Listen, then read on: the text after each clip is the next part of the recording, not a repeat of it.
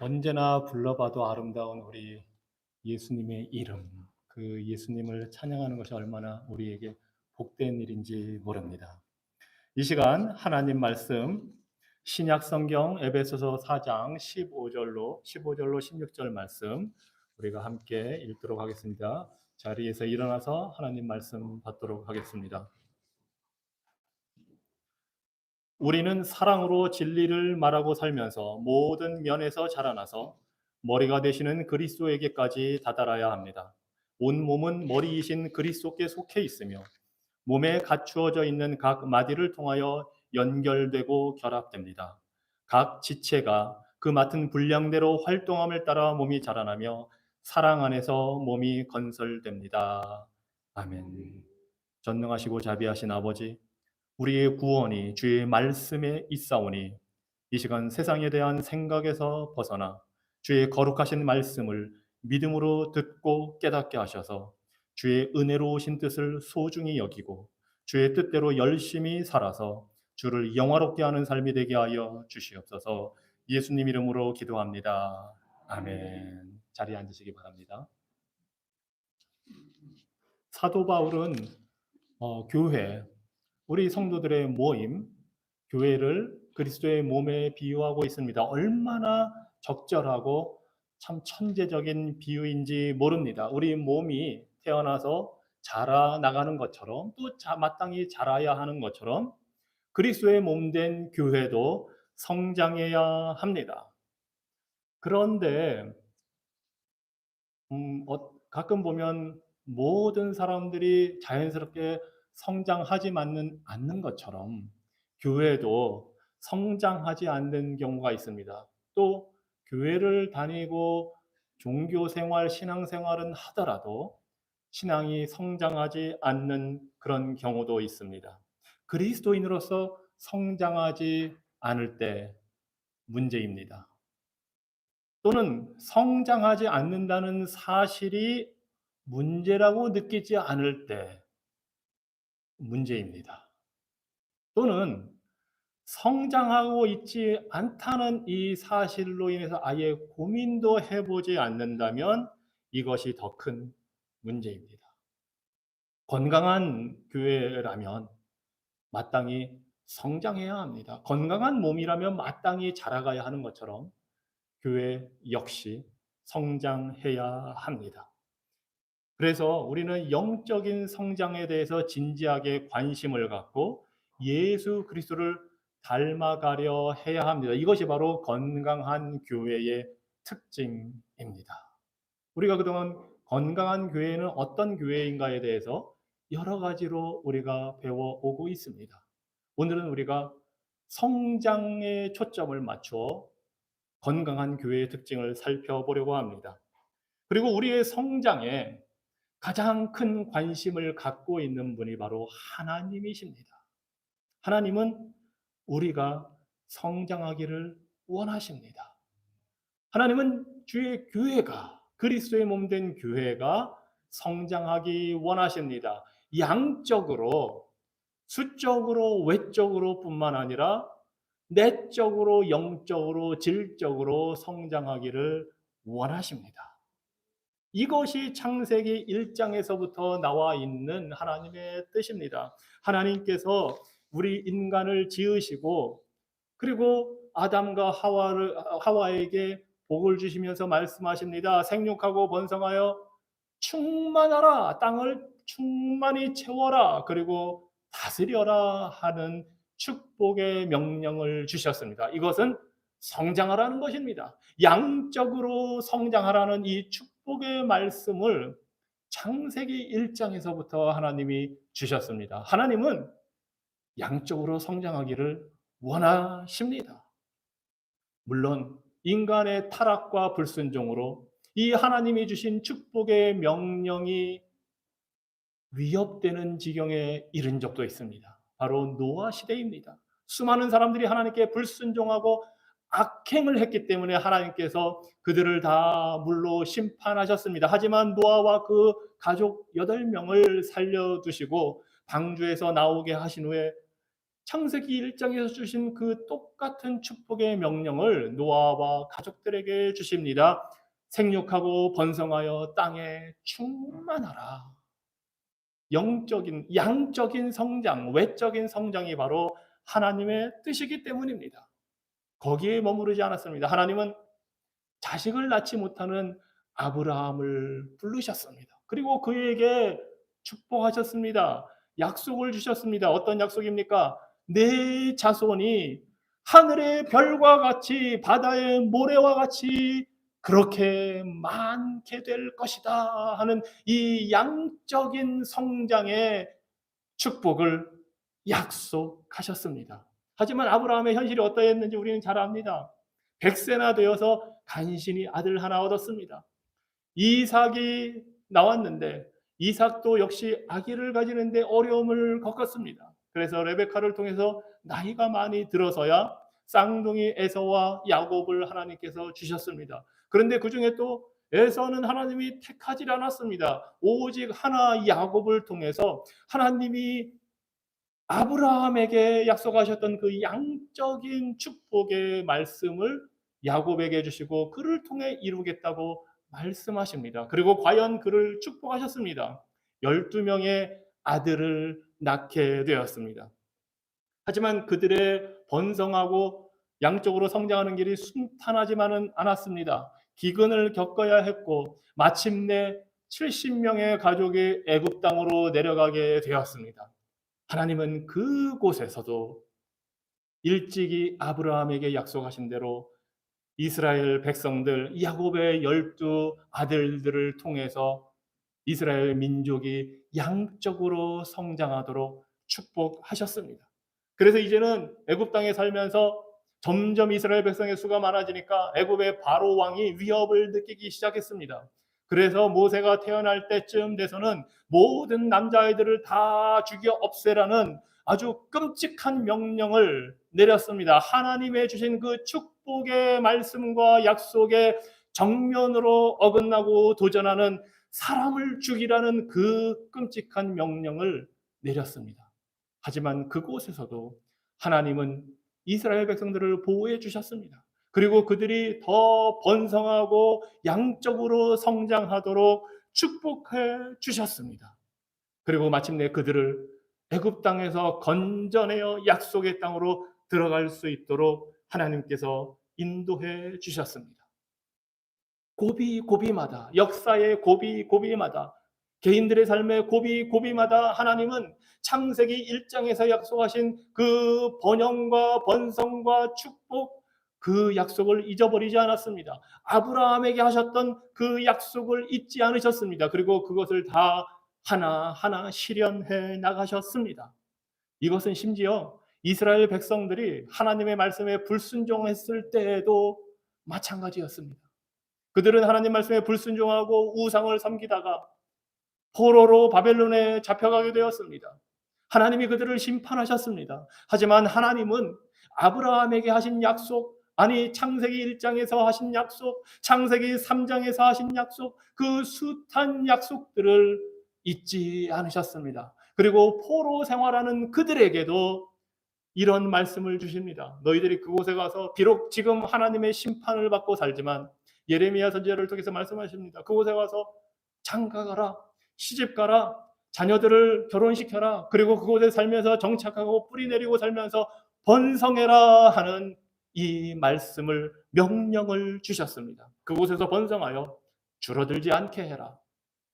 왜냐하면 하나님께서 이스라엘 백성들을 통해 양적으로 모든 인류를 축복하시는 그 말씀을 이루기를 원하셨기 때문입니다. 구약에서만 이러한 역사가 일어난 것이 아닙니다. 그리고 또 오직 양적인 성장에만 하나님이 관심을 가지신 것도 아니었습니다. 이사야 9장 7절에 보면 하나님께서 이사야 선지자를 통해 말씀하십니다. 그의 왕권은 점점 더 커지고 나라의 평화도 끝없이 이어질 것이다. 그가 다윗의 보좌와 왕국 위에 앉아서 이제부터 영원히 궁평과 정의로 그 나라를 굳게 세울 것이다. 만군의 주님의 열심히 이것을 반드시 이루실 것이다. 단지 양적인 성장뿐만 아니라 하나님 나라가 점점 더 커질 것을 이사야 선지자를 통해서 약속해 주셨습니다. 하나님께서 양적인 성장의 축복을 주시는 것은 바로 하나님의 나라가 확장되고 커지고 하나님의 왕권이 점점 더 커지는 이 일을 위해서 하나님께서 축복하고 계시는 겁니다. 그의 왕권, 즉 다윗의 후손으로 메시아로 그리스도로 이 땅에 오셔서 하나님의 나라를 세우시고 하나님의 나라를 이루어 가실 그 약속의 메시아의 왕권이 점점 더 커지게 될 것이라고 말씀하십니다. 그리고 이 약속의 말씀대로 약 700여 년 후에 예수 그리스도께서 이 땅에 오셔서 하나님의 나라를 이루어가기 시작하셨습니다. 예수님은 회개하라, 천국이 가까웠다 선포하시고 이스라엘 전 지역을 돌아다니시면서 죄에 억눌린 자들을 불쌍히 여기시고 그들의 병을 고쳐주시고 귀신에 억눌린 자들을 다 해방해 주시고 먹을 것을 주시고 기적을 일으켜 주시고 그들의 죄의 문제를 해결하기 위해 진리의 복음을 증거해 주셨습니다. 그러면서 하나님의 나라가 어떻게 성장하는지 비유를 들어서 말씀해 주십니다. 천국이 마치 겨자씨와 같다고 주님이 말씀하십니다.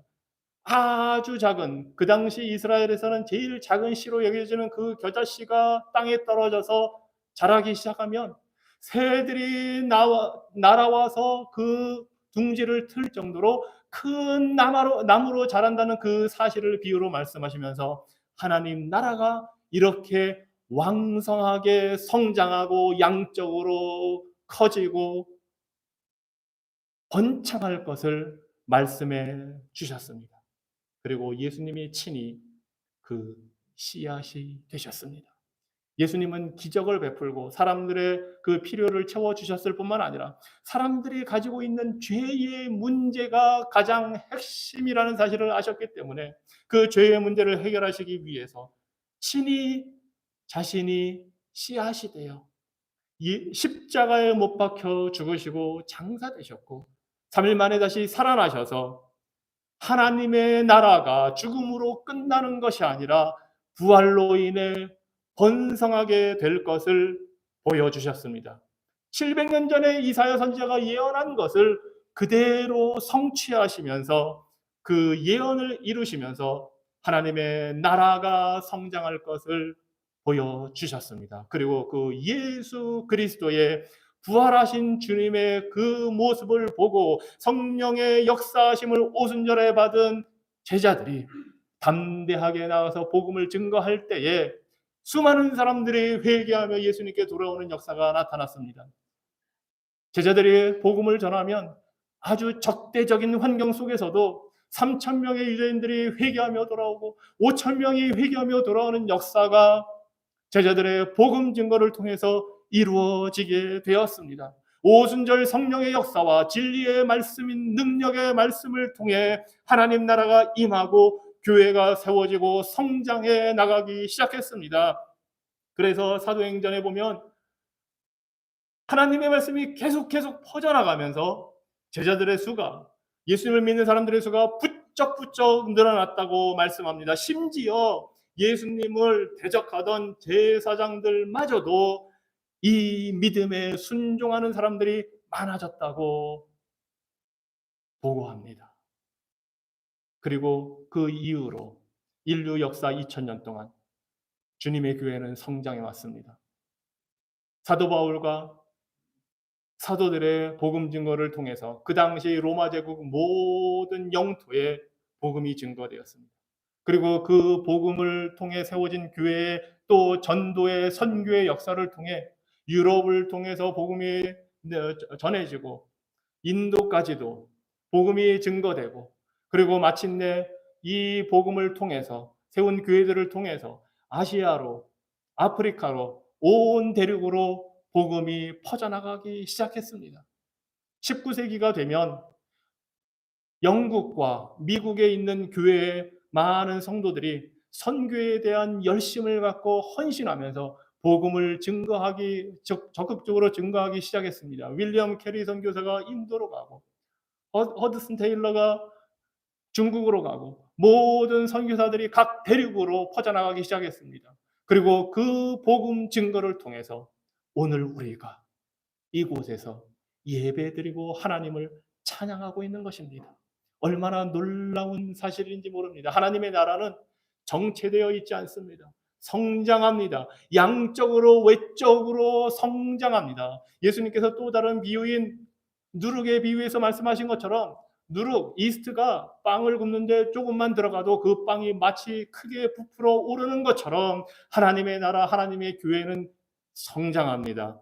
양적으로, 외적으로 성장합니다. 그리고 이 일을 하나님이 이루십니다.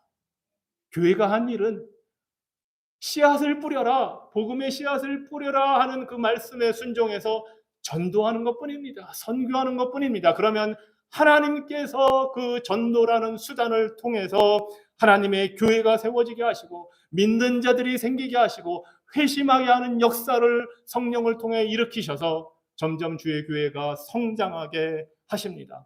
그래서 막상 주님께서도 말씀하셨듯이 씨 뿌리는 농부는 그 씨앗을 뿌려놓기만 했지 비를 맞으면 얼마나 자라는지 자고 일어나면 자라있는 모습을 볼 뿐이지 그게 자라게 하지는 못합니다. 이 일을 하나님이 하십니다. 양적인 성장, 교회의 외적인 성장, 수적인 성장, 이 모든 것은 하나님이 하십니다. 우리는 말씀을 전하는 그 일을 하면 됩니다. 그래서 하나님의 나라의 성장, 교회의 성장은 우리가 자랑할 것이 없습니다.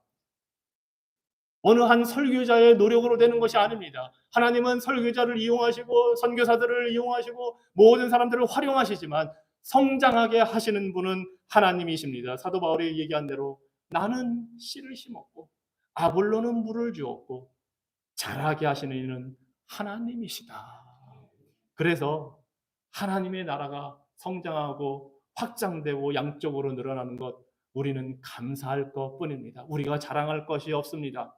우리가 교회 건물을 크게 지었다고 해서 자랑할 것도 아니고 우리 교회에는 수백 명의 교인들이 있다고 해서 자랑할 것이 아닙니다. 오히려 감사해야 할 일이고 오히려 이제 우리는 또 다른 종류의 성장, 즉 영적인 성장, 질적인 성장, 내적인 성장을 추구해야 합니다.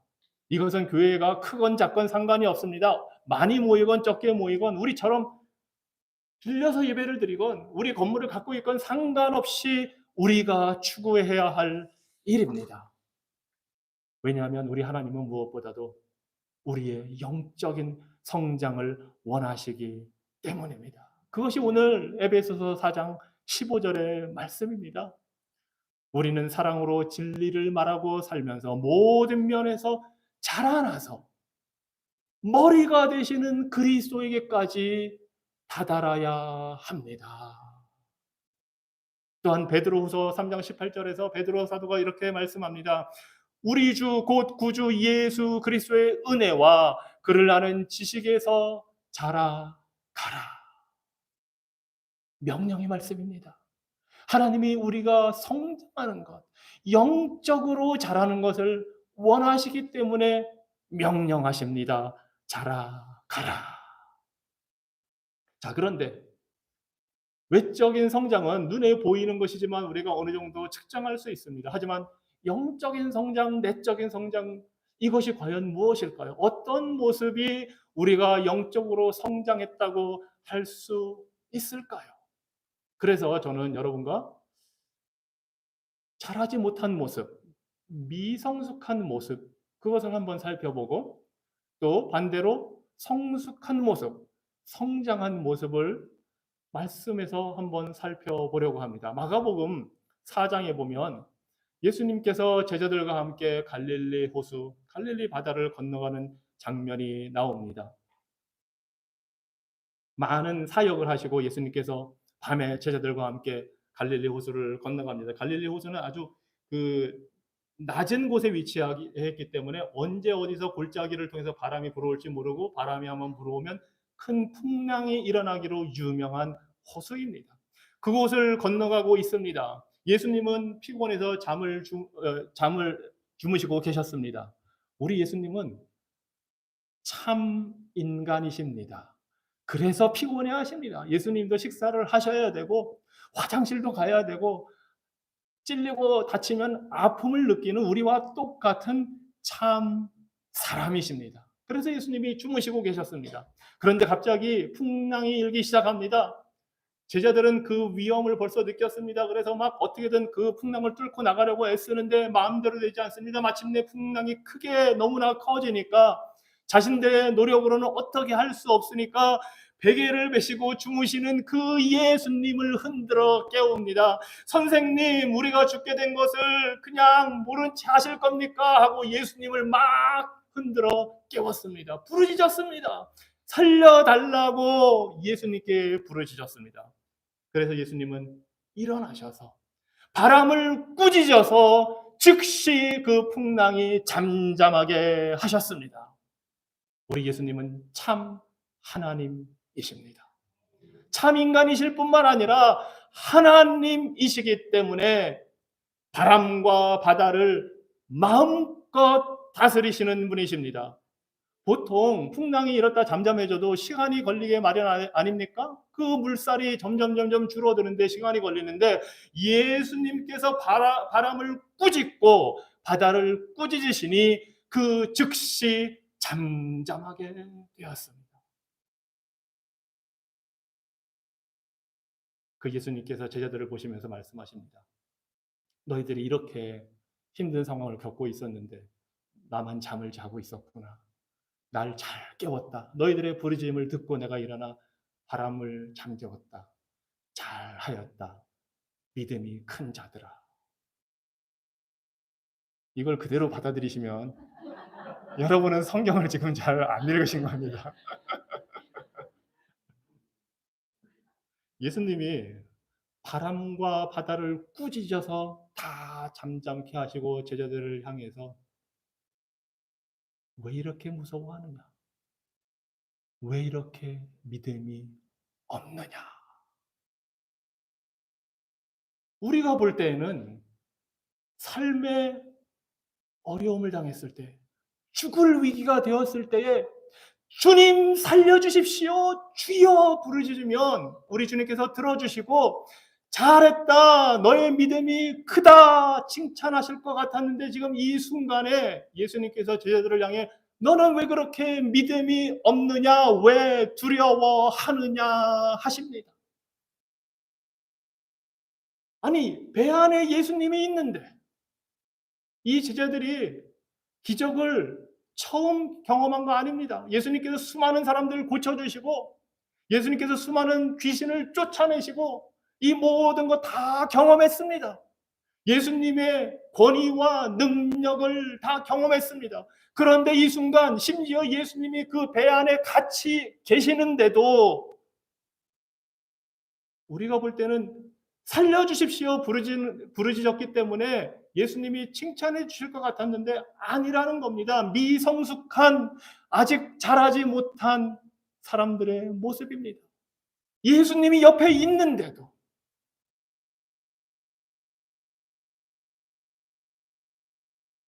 사도행전 12장에 보면 그 제자들 배에 있던 제자들 중에 하나인 베드로가 헤롯 아그리파 1세에 의해서 잡혀서 감옥에 들어가게 됩니다.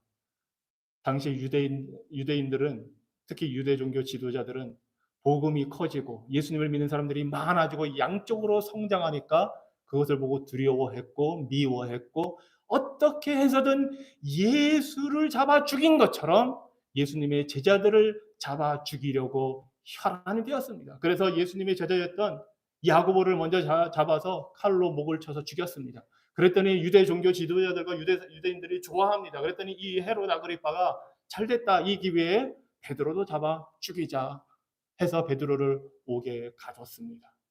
이제 내일이면 죽을 날이 되었습니다. 베드로는 밤새 열심히 하나님께 기도했습니다. 밖에서는 교인들이 기도하고 있습니다. 안에 갇힌 베드로는 로마 병정에게 둘러싸여서 밤새 한잠도 잠을 이루지 못하고 기도합니다.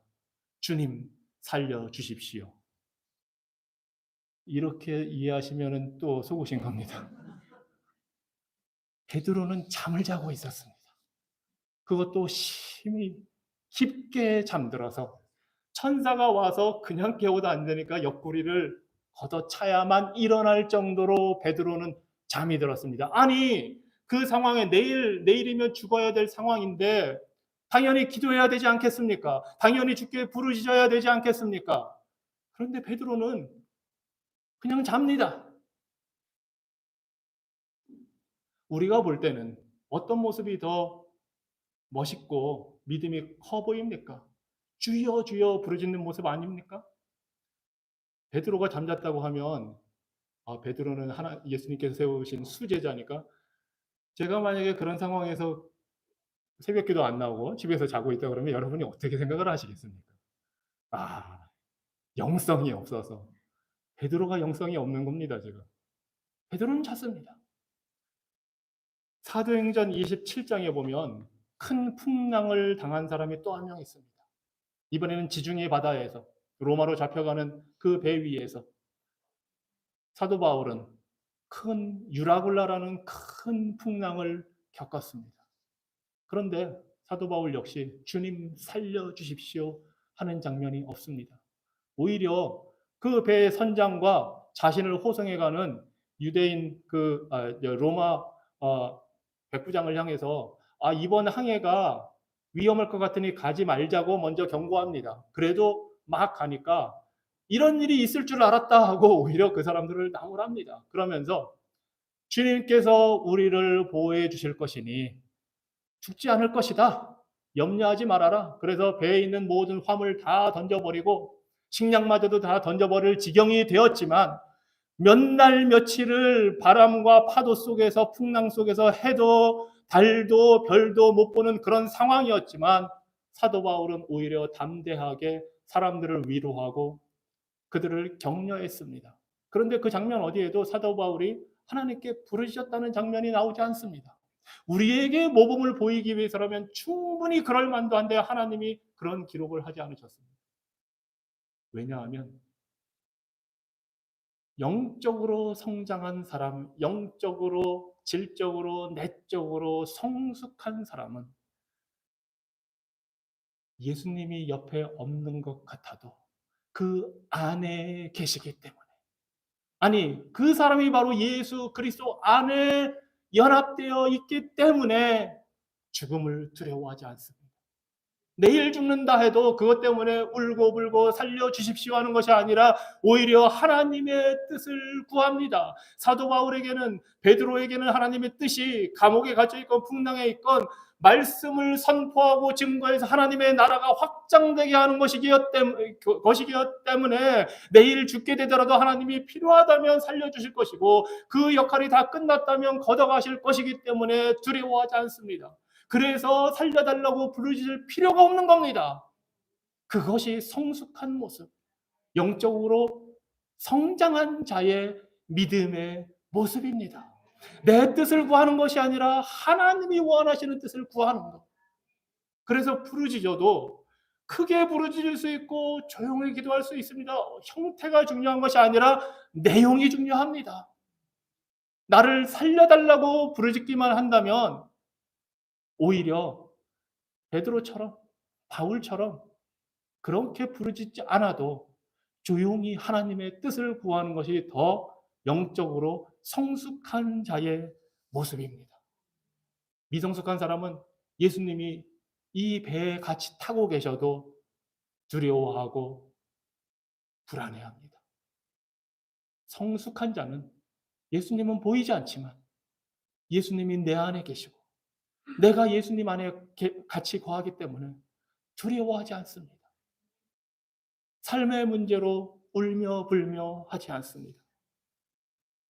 미성숙한 사람들은 삶을 고난과 고통이라는 문제로만 이해합니다. 그래서 그 문제를 해결받는 것을 목적으로 신앙생활을 합니다. 어려운 문제를 빨리 해결받고 내가 원하는 것을 빨리 받아내는 게 큰 믿음이라고, 좋은 믿음이라고 생각합니다. 이 힘든 현실을 빨리 잘 벗어나서 잘 사는 것이 축복이라고 생각하고 신앙생활의 중요한 목적이라고 생각을 합니다. 이것은 내 중심적인 것이고 내가 주인공이 되는 것이고 모든 것이 나를 위해 존재해야 한다는 아주 유아적인 생각, 이기적인 생각입니다. 반면에 성숙한 성도는 우리의 삶을 고통이라는 그 관점에서 보는 것이 아니라 죄의 문제라는 관점에서 이해합니다. 즉, 내가 어떻게 살던 죄가 나와 하나님 사이를 가로막지 않게 하기 위해서 노력하는 것을 말합니다. 그래서 고난당하고 어려움이 있을 때에 문제 해결을 빨리 받으려고 하는 것이 아니라 그 고통을 통해서 연단을 받아서 죄를 극복해가는 것, 그래서 더욱 거룩해지는 것을 목적으로 합니다. 가난하든 부유하든 높아지든 낮아지든 건강하든 아프든 어떤 상황에서도 만족하고 오히려 그 고난을 통해서 성숙해지고 하나님을 가까이 하는 것을 바라보고 믿음으로 인내합니다. 이러한 삶의 모습을 통해서 다른 성도와 교회에 유익을 끼치고 하나님께 영광을 돌리는 것이 삶의 목적이 되고 그것이 축복이라는 사실을 알고 행복해합니다. 우리가 성장하고 자라야 할 영적인 부분은 내 중심이 아니라 하나님 중심. 내가 내 삶의 왕 노릇하는 것이 아니라 예수님이 내 삶의 왕이 되시는 것. 그리고 성령님을 내 목적의 삶에 무엇을 이루기 위해서 성령님을 이용하려고 하는 것이 아니라 성령의 충만함에 순종해서 성령님의 인도하심을 따라 말씀에 순종하는 것이 바로 성숙한 자의 모습입니다. 신앙생활하거나 교회 생활할 때 우리는 많은 아픔을 겪기도 하고 오해하기도 하고 잘못된 경험을 갖기도 하고 잘못된 가르침을 받을 때도 있습니다. 그런데 바로 이러한 것에서 점점 벗어나서 성경적으로 올바른 생각으로 변화되어 가는 것, 이것이 바로 성장입니다. 세상적인 가치와 판단 기준을 가지고 신앙생활하는 것이 아니라 어렵고 힘들어도 성경 말씀대로 살려고 하는 것, 이것이 바로 성숙입니다. 내 만족과 내 목적을 위해서 사는 것이 아니라 하나님의 영광을 최우선으로 하는 삶이 바로 영적으로 성숙한 자의 모습입니다. 그리고 하나님을 단순히 두려움의 대상이 아니라 우리는 두렵고 떨림으로 하나님 앞에 나아가지만 하나님이 단지 두려움의 대상이 아니라 사랑의 대상이라는 것을 알아가고 깨달아가는 것, 이것이 바로 성장입니다. 그래서 영국의 존 스토트 목사님은 아침마다 이런 기도를 했습니다. 성삼위 하나님, 오늘도 하나님 아버지의 임재 가운데 살며 아버지를 더욱 기쁘시게 하는 삶이 되기 원합니다. 오늘도 십자가를 지고 주 예수님을 따라 살기 원합니다. 오늘도 성령의 충만함으로 사랑과 기쁨과 평안과 인내와 친절함과 선함과 신실함과 온유와 절제의 열매 맺기 원합니다. 오늘도 자비를 베풀어 주시옵소서. 이런 기도를 매일 아침마다 했다고 합니다. 여러분, 우리가 영적으로 성숙한다는 것은 바로 이런 기도의 내용처럼 우리가 더 성령의 열매를 맺어가는 것, 예수 그리스도를 닮아가는 것, 하나님이 원하시는 대로 살아가는 것입니다. 그래서 인내도 필요하고 절제도 필요하고 더욱 경건이 필요하고 우애와 사랑이 필요하고 하나님을 알아가는 지식이 필요합니다. 거룩해져가는, 성화되어가는 정결하고 순결한 삶을 살아가는 그 모습이 필요합니다. 이것이 바로 데살로니가 전서 3장 12절로 13절에서 말씀하시는 것입니다. 주님께서 우리가 여러분을 사랑하듯이 여러분도 서로를 향한 사랑과 다른 모든 사람을 향한 사랑이 더 많아지고 넘치게 하시기를 바랍니다. 여러분의 마음을 굳건하게 하셔서 마음이 굳건해지는 것도 성장입니다. 우리 주 예수님께서 모든 성도들과 함께 강림하실 때에 여러분이 하나님 우리 아버지 앞에서 흠이 없고 거룩할 수 있기를 바랍니다. 이것이 성장입니다. 또한 골로새서 1장 10절입니다. 우리는 여러분이 주께 합당하게 생활하여 모든 일에서 그분을 기쁘시게 하고 모든 선한 일에 열매를 맺으며 하나님을 아는 것에 자라게 하시기를 기도합니다. 이것이 성장입니다. 베드로후서 1장 5절 이하입니다. 많은 좋은 덕목들이 지금 나와 있습니다. 그러므로 여러분은 열성을 다하여 여러분의 믿음에 덕을 더하고 덕에 지식을 더하고 지식에 절제를 더하고 절제에 인내를 더하고 인내에 경건을 더하고 경건에 신두간에 우애를 더하고 신두간에 우애에 사랑을 더하도록 하십시오. 이런 것들이 여러분에게 갖추어지고 또 넉넉해지면 여러분은 우리 주 예수 그리스도를 아는 일에 게으르거나 열매를 맺지 못하는 사람이 되지 않을 것입니다. 사랑하는 성도 여러분, 여러분은 어떤 부분에서 더 성장해야 합니까? 성경에 대한 이해, 교회에 대한 이해, 우리 성도로서의 삶에 대한 이해, 이런 여러 부분에 있어서 어떤 부분에 있어서 성장하기 원하십니까? 혹시 여러분들이 오해하고 있거나 바로 잡아야 할 지식이나 삶의 영역은 없습니까? 치유받고 회복되어서 과거의 쓰라린 경험으로부터 족쇄가 채워져 있는 그러한 상황에서 자유케 되어서 하나님과 교회를 섬길 수 있게 되기를 원하십니까? 영적인 성장을 위해서 기도하고 계십니까? 그리스도인인데도 영적으로 성장하지 못한다면 이것은 복음을 제대로 알지 못하는 것입니다. 복음을 잘못 믿고 있는 것입니다. 성장이 멈추면 죽은 것입니다. 살아있는 물고기만이 강을 거슬러 올라갑니다. 성장하는 그리스도인은 환경에 상관없이 머리 대신 그리스도를 향해 자라갑니다. 성장하는 성도는 극기 자신을 이기는 것을 통해서 예수님을 닮아 더 거룩하게 되어갑니다. 머리 대신 예수님을 닮아서 더 거룩해지는 것, 이것이 우리 삶의 목적이 되어야 합니다. 믿음이 좋다, 크다는 것은 우리가 가진 모든 연약함, 약점, 한계에도 불구하고 하나님께서 우리를 변화시킨다는 사실을 알고 말씀에 순종하는 것입니다. 내 힘으로는 안 됩니다. 하지만 하나님은 하십니다. 같이 사는 옆 사람 변화시키기도 얼마나 어렵습니까? 우리가 키우는 자식들도 우리 마음대로 하기가 얼마나 어렵습니까? 우리 집사람도 여기 있지만 서로를 바꿔간다는 게 얼마나 어려운지 모릅니다. 그런데 하나님은 하십니다. 나와 사는 사람이 바뀌기를 하나님께 구하지 말고 하나님이 나를 변화시켜 달라고. 그것이 영적인 성장입니다. 교회는 불완전한 사람들이 모인 곳입니다. 죄인들이 모인 곳입니다. 만약에 교회에서 좋은 사람들 만나서 행복하게 걱정 없이 편안하게 생활을 하고 싶다면 그런 교회를 찾아가야 됩니다. 좋은 교회, 완전한 교회를 찾아가십시오. 그런데 여러분이 그곳에 가는 순간 그 교회가 불완전해집니다. 그래서 예수님은 불완전한 사람들이 모여서 함께 영적으로 성장하도록 하셨습니다. 교인이 되는 게 그래서 중요합니다. 교인으로 등록해서 하나님 말씀에 순종하면 우리는 성장합니다. 베드로는 순전하고 신령한 즉 하나님의 말씀을 사모하라고 했습니다. 성장을 위해서. 그래서 우리 교회는 앞으로 말씀을 듣고 배우는 일에 좀 더 열심을 내서 성장하기 원합니다.